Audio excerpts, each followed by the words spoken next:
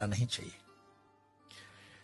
हो सकता है कि पाकिस्तान से ये बात आती हो कि भारत को जो है कन्वर्ट कर लेंगे गजवाए हिंद, पर गजवाए हिंद करने की जरूरत ही नहीं पड़ेगी। कुछ सालों के अंदर वैसे ही उनकी पॉपुलेशन बढ़ जाएगी। आज इंग्लैंड और लंदन की स्थितियां देखते हो, शरीयत का कानून लंदन में लग रहा है, ऑस्ट्रेलिया में स्थितियां खराब हो गई है, जर्मनी में खराब हो गई। ये बहुत अच्छी स्ट्रेटेजी है इस्लाम की कि वो अपने एक्सेस पॉपुलेशन को दूसरे देशों में डेमोक्रेसी की आड़ में भेज देता है, बाद में वहां पे शरीयत का कानून लगवा देता है, लेकिन अरब कंट्री के अंदर कोई भी रेफ्यूजी नहीं रखा जाता है।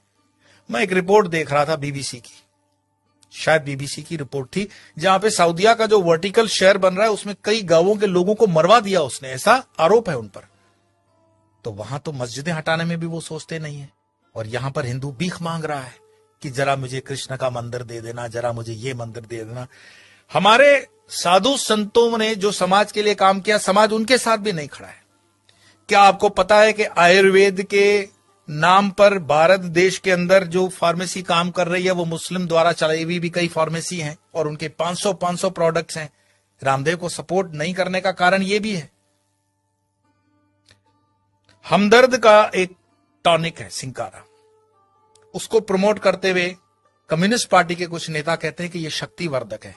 उनको पूछो तुम्हें कैसे पता चला यह शक्तिवर्धक है, कोई लेबोरेटरी टेस्ट है?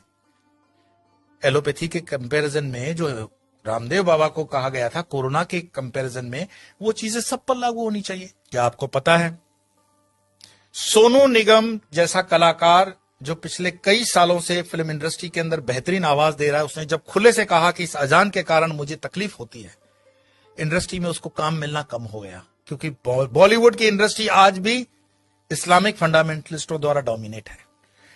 मैं आपको और बता दूं, जिन दिनों शाहरुख खान, सलमान खान, आमिर खान स्ट्रगल कर रहे थे, गोविंदा सुपरस्टार था, और गोविंदा को नीचे करने के लिए उसकी जोड़ी में चलने वाली करिश्मा कपूर को आमिर खान के साथ एक फिल्म दे दी जाती है परदेसी।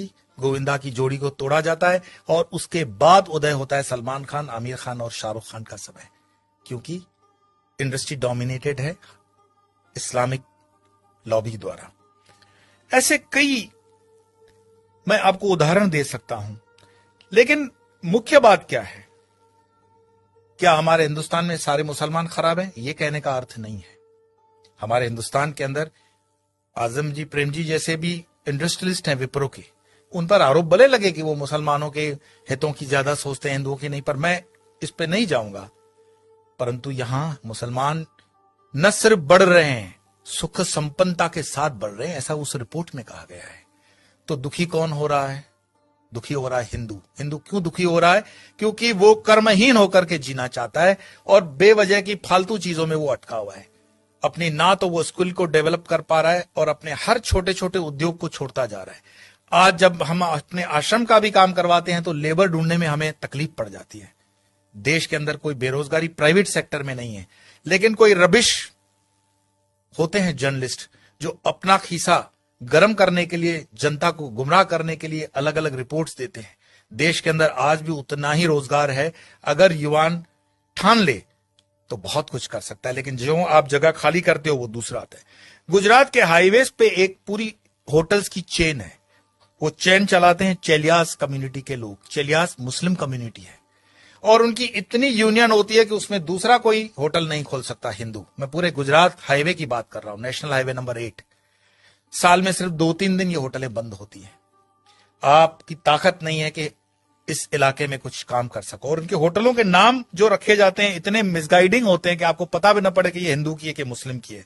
होटल का नाम होता है भारत, नव Gujarat, Tulsi, Kabir, Jai Hind, Sarvodaya, dine in, dine out. किसको पता पड़ रहा है ये इस्लामिक माइंडसेट की होटल है? लेकिन सारे ट्रक ड्राइवर जानते हैं ये अपने वाले की है। लेकिन हिंदू को इतना बुद्धि नहीं होता कि ये किस होटल में जा रहा है, क्या खा रहा है, क्योंकि जीवन भर हमने हलाल खाने के लिए ही ठेका ले रखा है। हिंदू को इतना स्वाभिमान नहीं है कि वो कह दे कि जो मैं खान पान खाता हूं तो मेरे प्रोडक्ट पर तुम लोग सात्विक, राजसिक या तामसिक का लेबल लगाओ। भाई सात्विक है तो उसको ऑरेंज कर दो, राजसिक है तो उसको लाल कर दो, तामसिक है तो उसको काला कर दो, वेजिटेरियन का ग्रीन तो है ही। हर चीज पे हलाल लगा हुआ है और हलाल का तुम्हें मलाल भी नहीं है।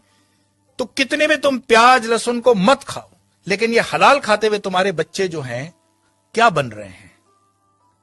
ये जिहाद करने की जरूरत पड़ेगी नहीं उनको। ये साधु संतों को भी सोचना पड़ेगा कि तुम शेर को भी घास खिलाओगे, गाय को भी घास खिलाओगे, क्षत्रियों को भी घास खिलाओगे और ब्राह्मणों को भी घास खिलाओगे। हमने खान पान को बदल करके पूरे डीएनए सिस्टम को बदलने का पाप किया है, और जब इस पाप की हम ठीक से बैलेंस नहीं करते हैं तब तक इस पॉपुलेशन को ठीक करना बड़ा मुश्किल होगा। एक इंसान, ये वीडियो समाप्त करने से पहले मैं बता रहा हूं, एक इंसान जिसने अलीगढ़ मुस्लिम यूनिवर्सिटी का स्थापना किया था, सर सैयद, उसने सिर्फ ख्वाब देखा था पाकिस्तान बनाने का, कि एक ऐसा देश बन सकता है।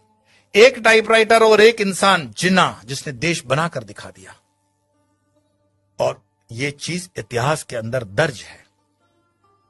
क्या पता ओवैसी जो कह रहा हो उसको हम सीरियसली नहीं ले रहे हैं। अगर शाहबानू केस कोर्ट का इधर उधर हो सकता है तो राम मंदिर का केस भी राहुल गांधी तो बोले थे कि हम कर देंगे, ऐसा उन पर आरोप है, प्रमोद जी ने लगाया था। हिंदुओं को जागना पड़ेगा। कोई शंकराचार्य फिर से आए ना आए इसकी कोई गारंटी नहीं है। शंकराचार्य जी की जयंती जन मनाने से सिर्फ इतना ही मैसेज मिलता है, उत्तिष्ठ जागृत प्राप्य वरानी बत, उठो जागो, अपनी जवाबदारी लो। कब तक दूसरों के कंधों पे रहोगे कि ये तुम्हारी जवाबदारी लेगा? और धर्म का काम चेतना जगाना है। बाकी ये मेरा वीडियो मरे हुए लोगों के लिए तो है नहीं, चैतन्य लोगों के लिए। और चैतन्य जो सुन रहे हैं उनको लगता है कि आगे 2-4 चैतन्य है तो फॉरवर्ड कर देना, और मरे हुए लोगों को वीडियो देखने के लिए मैं कोई आग्रह करता ही नहीं हूं। आपके भीतर आपका सनातन जागे, भारत जागे, हिंदुत्व जागे। इसी प्रार्थना के साथ इतना ही। कल फिर मिलेंगे।